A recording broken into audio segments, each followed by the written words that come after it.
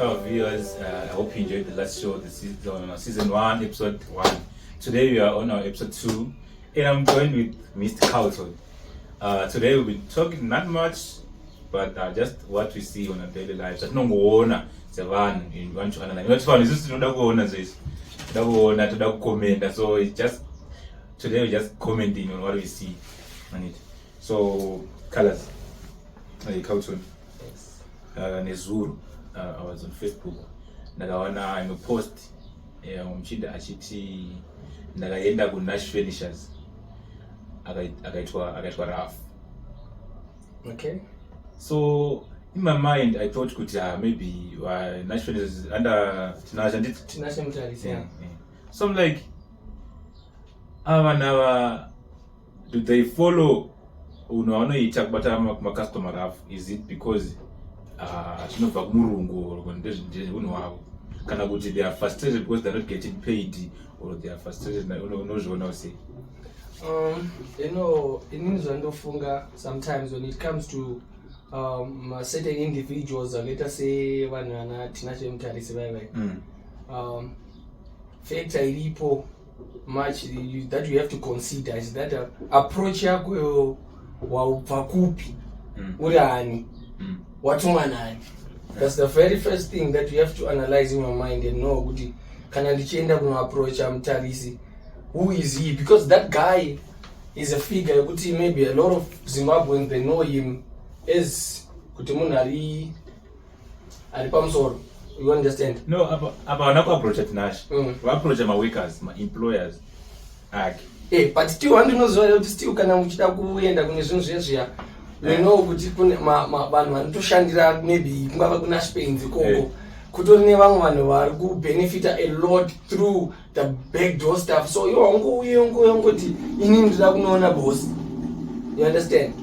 There's those kind of situations they are happening. Zvafanana ukada kumbonovhizita maybe you cannot go straight kunana tomboti wasvika kunana maporisa kuna mapiona habo wao wangosvika maybe you are talented, we know you are talented and you know chizira because we don't know you and then you want to go and see the boss. Okay. Papo panoda link but without the link you cannot go anywhere. So ndingati machinda ada kutanisha image not as in inzo anzi Nash yechinoi ndakambotenga carpet, paid system was down so I couldn't collect it and it kwakuzoenda 2 days after zikanzi manager hapo and then the rest was this anzi vakaita konde kubva kuna secretary uza kuna guard kudzodzera munhu mari kuti adzokere kwanga apa kudzodzera mari yechinhu chaka order chii chinenge chichiitika kumakambani akadaro? Sometimes maybe it's lack of professionalism within their own business. Hanzi nemumwe ndakazodzi hanzi njira rechinhu chauri kuda hazi ariko. Plus two, isu toda kuziva kuti how big is that brand when it comes to places like that national, because unoona Nash Paints maybe kana if it's in Harare maybe zvinhu zvavo they have the full equipment and everything, they don't run out of stock. Because one thing that you have to consider and maybe kuchinoi they are not selling those kind of things in a larger scale. You understand? Okay. Maybe vanhu vachikotengesa kuti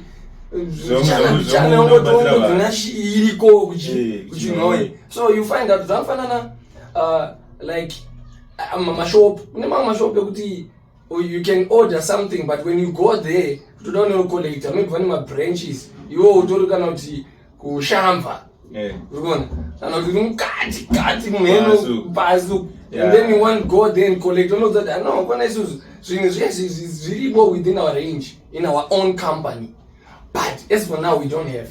You understand? Talking of that, kune dzimwe nzvimbo dzingazikana zingatombozika kusingatombozika kuti kana iye mukuru nyere hatomodzikiko. So vamutarisi kana vachitoona nhasi vanofanira kutogara vatogadzira kuti vazive kuti if maybe he's trying to push his own business in a bigger scale for Zimbabwe, vanofanira make sure that everything is available for each and every customer within kuti zvisine kuti you are coming from which area, because my roots area but here is not the problem. Yeah, here has a problem vanhu vakumushandira. In fact what you can say is that inini chandoita ndezvekuti I don't blame when it comes to things kuti it's a company, right? Even the CEO have to be in charge as well. We blame him pazvinhu zvaanenge achitoitika because iye anofanira kuziva kuti because that guy, I know that guy travels a lot. I know to watch over these things that he does for a company in terms of growth, because he's a good guy and his company is growing. But here you have to be reliable for each and everything that you have to with his ngasangoseta branch utongosiyana branch because variko vanhu vanongoseta zvinhu tanzi nesu noita zvinhu zvakadai zvamana kuti unovhura kana kuti maybe it's a record label yamunaya muchiproducer music, right? But you find out maybe pamwe studio dziriko kana kuti kubinga it's very different from equipment iriko kuHarare kuna Chipinzi kwangosiwa phone kunongangosiyonza mutsvagei mageto youths anokwanisa netalenda then we push them. So the more you go there, to find out maybe munhu atoriko ikoko pa maybe is not that good in the way that you think. So pane pawambotaura pawambobvunza kuti is this guy humble enough muchitaura in terms of those people that what I came to realize and understand is that not kuti most of the people that are rich and famous was humble. Most of them, they are humble, but vanoda a very decent approach yekusangana nayo now, so that you'll be able to express whatever that you do, and maybe ingava kuimba, ingava business, ingava business, vanoda a decent approach, and then ivo pache zvavo vanotoenda kuno digest whatever that you say to them.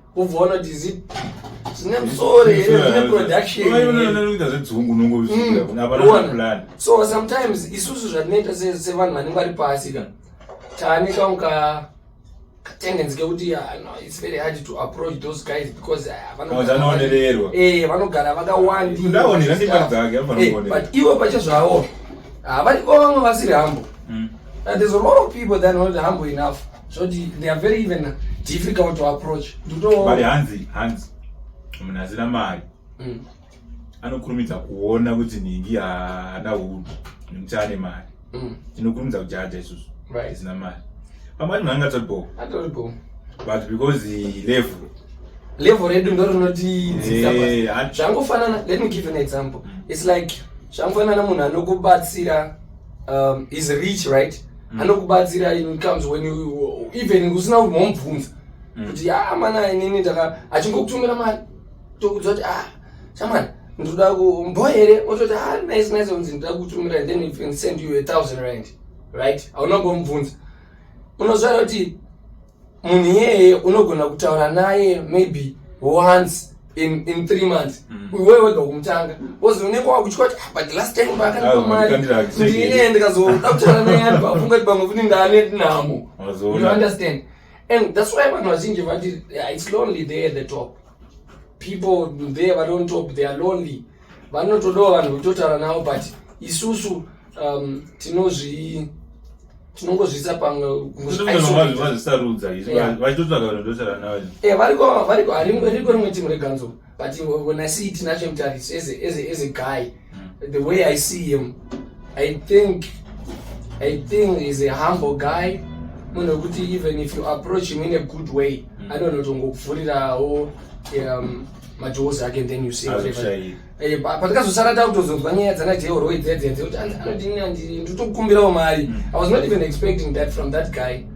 Kuti because anorangarira pepe jeoro yazoti I only get $300 and ndeyekutoti mari yekuti techitoshanda nekutoshanda kubasa. Ndikuzva ine hangu I don't wanna talk much about their contract, kuti ivo vane zvavo pache zvavo necontract yavo vanga vane chii zvavo, but nezvekuti because variko when it comes to business variko vanhu vanostika on the black and white, vanotoshanda according to the what, to the contract. One.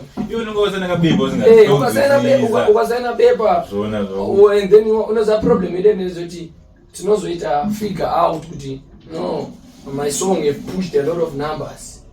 Song yaenda yatoende kutoita mari and then tatofunga kuti asika munhu akutoita mari but look on the other side kuti maybe vagonoita flop but iye ndiye akapusha chii mai song wakawanda noziva pasi asina vanhu anopusha ritori hit mpano wekuwarani kwavo kwaunobva akatorwa song but haina munhu anopusha but waona munhu anokupushira chinhu ndosaka uchizoona kuti you find out kuti maybe mama artist when they become famous vanotanga kuzodzosa futi masongo ava akamboimba kumashure akuchipushwa kuna rakutoputika so zviri pa2 kuti iye pacontract yake vanga vane chii but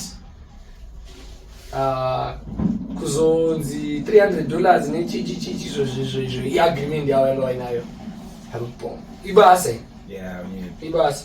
Okay, moving on that, I have a topic that just came up. It says, it's a question though. It's Hansi Zimbabweans are Kunoku diaspora, like Kunoku South Africa. Yeah. They are more dangerous to us, other Zimbabweans, than the South African themselves to us. Like we see, iwewe, you're a threat yakatonyanya. Kune vangu vako. Okay. Todarika ma South Africans kuva kutotyisa ma South Africans atotyisa hatotyisi kudarika zvinoita iwewe kwandiri. You know, how true is that? On the base, I think that thing it's very balanced. Let me put it on a 60-40, right? Because the way I see and the way that we are living here in South Africa, you know, each and every day it's a competition to one another. I know. Yeah. So when you see somebody who's making it nowadays, South Africa, a lot of Zimbabwean people are asking to inspiration from those people, but they're trying to be better more than those people, or maybe trying to bring them down. You understand? Because utori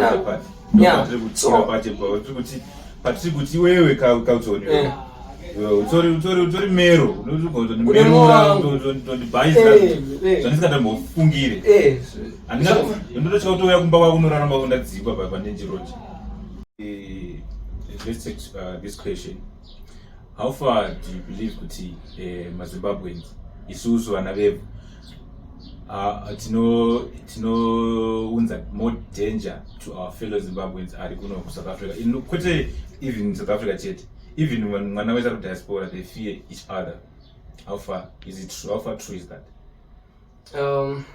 Chinava chokwadi. As for me, the way I see it, I think there's an element of truth in what you said, and I totally agree that a lot of people, they are afraid kuti aite chimwe chinhu chaanoda kuita with a Zimbabwean. You understand? Because we find out kuti a lot of people, unozara pane way life yekuti uno realize that you are in a competition with somebody that is not even in a competition with you. Yeah. Variko vanhu kuti iwego ione kunoita basa, right? Unoita basa rekuti watoita basa hombe, but pabasa iroro patori mumwe munhu watori naye atori mucompetition newe usingazivi. Yeah, you see. So inini hangu ndinotaura kuti in the way the black people that were created, I don't know, maybe zvinosiyana in nemadzidzisirwo anoitwa vamwe vanhu pakukura, but I have seen that a lot of people, Zimbabweans, they are jealous of one another. No, asinyaya kuti mablacks Zimbabweans, I think nyaya yedu isusu tinoda kuzviona kunge takadzidza still. So uzvitarisa, that's why vamwe vazhinji vakaita sesu we fail kutaura kana Zulu just want to concentrate nechirungu. Munhu ukaona munhu aita chake chainga angambotikundi, ukadaidza munhu basa anomumoshera basa rero. But pekuti mimi andikuudza, I know, I have testimonies kuti mwana kubhaizira basa vamudaidza odaidzwa yokuti we will fix apa mari yakamupa wambata unzwe ufix uchafisa nemari yekumbunga asi munhu akamoshera munhu wakadai ndozvati kutaura kuti on a larger scale, right, on a larger scale, isusu vanhu vekumusha maZimbabweans ati vashoma vanhu vanofarira kuona kubudirira kwemumwe munhu achitoenda mberi. Ukona vanhu vanoda kuona vanhu on the same level yekuti avanawo kuti inini ndinofanira kubudirira ndiro one. Ukona uyu akati zvake zvikatanga kutoita there's a more jealousy inotanga kutosidwa nevanhu in those kind of situation. Unoenda find out kuti munhu unogona kutori pabasa iwo basa nderako wamudedza iye anogona kuda kuti uri nokusnicha pabasa iroro kuti yodzimwe but iwo vanhu vangana vakatwa namba dzevarungu uri kunzwisa zvinhu zvinoitika izvozvo in this world that you are living right now. Because why? Because munhu anogona kufungira kuti inini I can do better than him. vangana vatorera navakadzi torera mukadzi unoenda kubasa munhu wekutsara those things they are happening in this daily life that we are in a foreign land. And instead of unoona zvinoshamisa vanhu vanosiyana ukadotisa zvinoita ma-Ethiopian vanhu vave they help one another, ma-Nigerian they love one another, but as for us isusu tingori nevanhu vekuti semaZimbabweans we like more drama yekuti anza munhu azodzingwa tinotofambisa ruma instead to help we don't help tinotongo kuti adzingirwei anoita hazvazomwana aifunga achasvika kupi which is bad. Munhu anofarira kuti mumwe munhu aita accident nemotokari yake akatenga nzi achaparara aiganza nacho. You understand? So sometimes ini zvandaona ndezvekuti I don't know, maybe kunhu kwatakabva kwakatipa kuti tisave nerudo rwekudanana. Vanhu vazhinji they are self-centered. So do you think kuti kwatakabva tina rudo? Right now I think love is no longer there. People they pretend. People they pretend. When it comes to zvinhu productive, people they pretend. People they don't love one another in the same way that you think. People they no longer share that kind of love. Unozati kudhara vanhu vaigona kuti mukauraya huku yenyu mimi kumusha kana musingadye matumbu nemakumbo munzwisa munonotodedza vamwe vanozvidya. Do you understand that? Kunozida vamwe vanhu kuti vanozoti zvidyiwe rasai ukona votorasa vanhu toti kwedu zvinodai nzikosoro. So ndozvati kutaura kuti maZimbabweans mazhinji yesi tavazotsvaga we know tiri mageva tikutotsvaga but pakutsvaga pedu we are lacking love iyoyo ndezvekuti vanhu vazhinji they are self-centered in making their own money, in making a better life for themselves and their families. vanhu vari kuvaself-centered katisi tikuvatisa because let's say jamawana basa ndoti jamawana ikambokushandiri jamawana but that's it too because akudaidza kubasa kuti unoite mari mese kuti handimushandiri that's it too. No problem dzimwe dzenguva zvinoitika ndezvoti if you put your mind in your mind maybe ndakudeedza as a labor and then you think much of the profit that I'm gonna make, that becomes a problem. You are a worker, maybe I put you on a level with everybody else, maybe ndongozongokwidza umbichana maybe with some few rands on top, but if you put your mind into the profit and the project that I'm doing and then you think that I'm making a lot of money and then the level of jealousy increase. Unaona kuti ndisi chakanaka chinodiwa nemunhu wese. Godo munhu wese anaro. Godo ndiri munhu wese. There's this guy once said to me, godo rine munhu wese anaro. Because munhu wese anotoda kutovawo munhu atori successful atonzwiko nevanhu. There are riches and respect. You understand? Riches and respect they are there.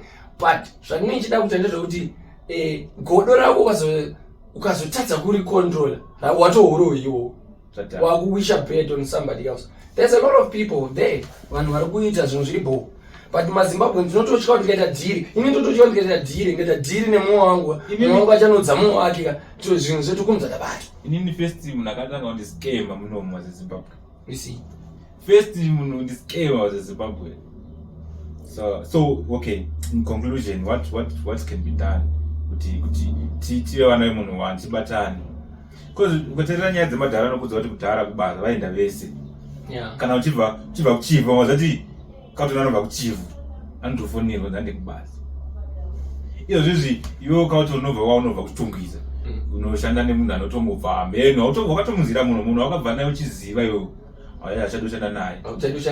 So what can be done kuti rudzoke panzvimbo? It's revived, resuscitated, reiso panzvimbo. You know what I think there's panotoda, it will take time though because where we are coming from my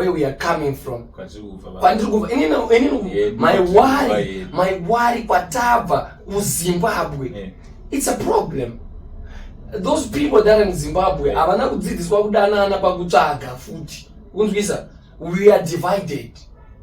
That's why uchiona kuti kuZimbabwe there is nothing more zvinokwanisa kuitwa nevanhu zvingashorwe nevanhu. Chikoro chinobhaiza. Uri kuona zvinoitika ndezvekuti chibage chikanopiwa nauyu akaenda kumusha akanopa chibage ari uyu anonotaura kuti makapiwa chibage instead dai mapiwa zvakata kutonge chibage chakashata but hainoshata. Unzwisa, but nakutesa kwachabva. So kuZimbabwe kwava nedivision yekuti I don't know, maybe it's politically, I don't know.